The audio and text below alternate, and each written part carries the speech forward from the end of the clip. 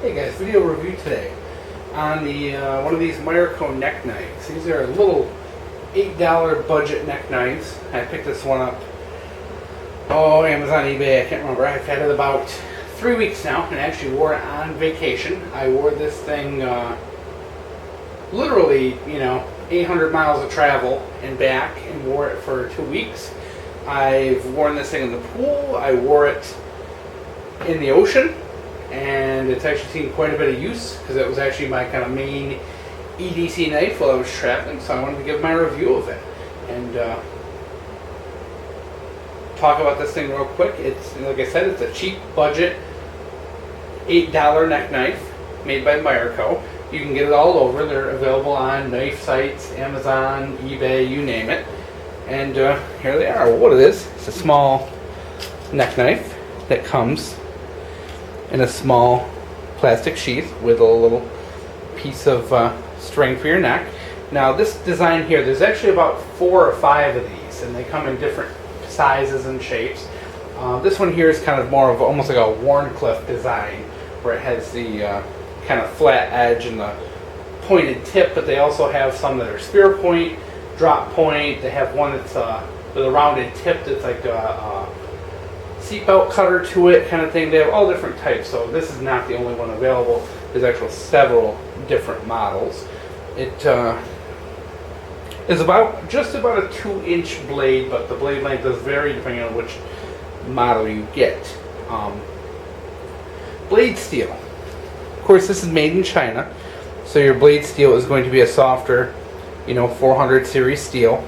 I feel like this was a 440A if I looked it up. You look at a couple places online, and people give you different quotes as to what steel is in these, which is very common with Chinese-made products because they really don't release it. They just kind of use whatever Chinese steel is available to them. So you tend to go to websites and you'll see different,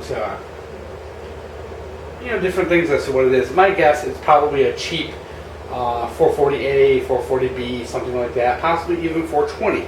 I really don't think it's 420 because the blade actually seems to be a little harder and a little tougher than 420. I'm leaning towards 440 just based on my experience, but who knows? It could be some weird Chinese steel that has its own little name. It's very difficult to tell when things come out of China.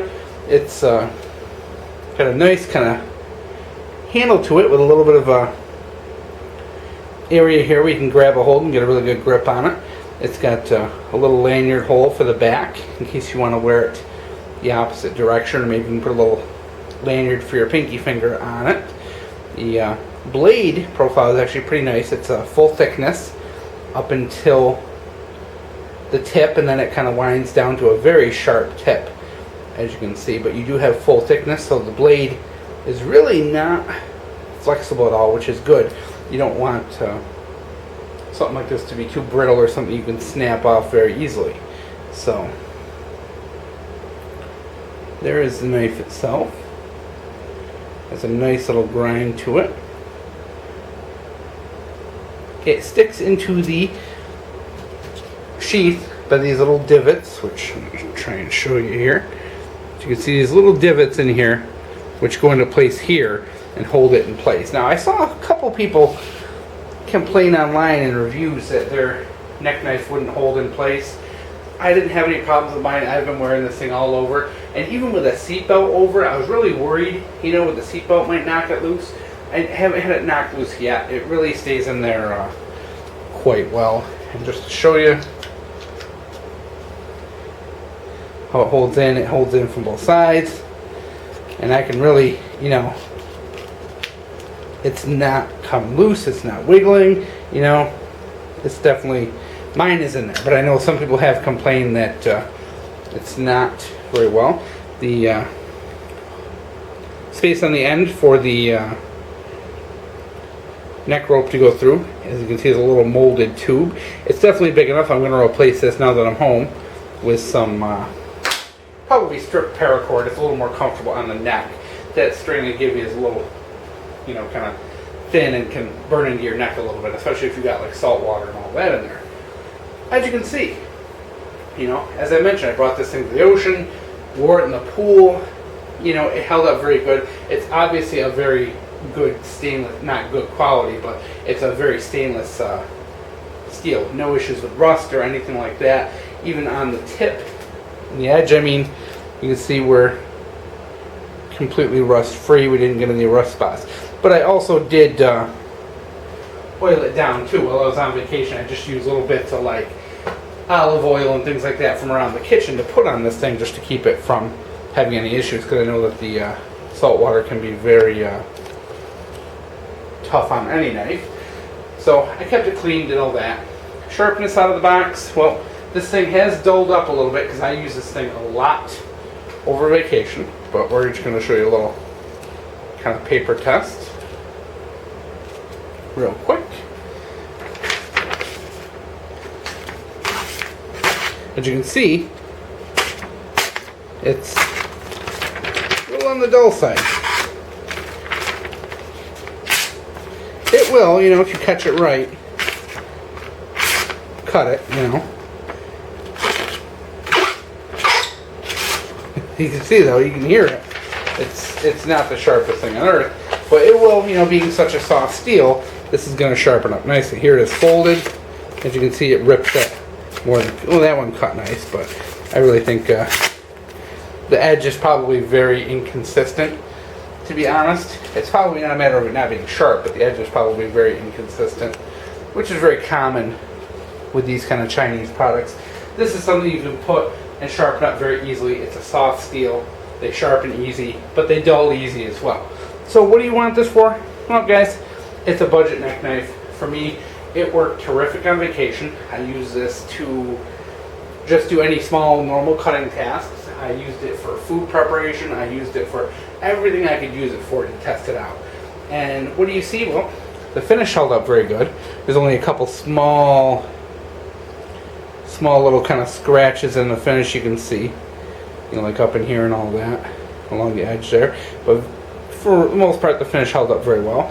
The edge held up okay. It really wasn't much sharper when I got it, so it's not like I lost a lot of edge, so it does lead me to believe that the steel is at least okay quality.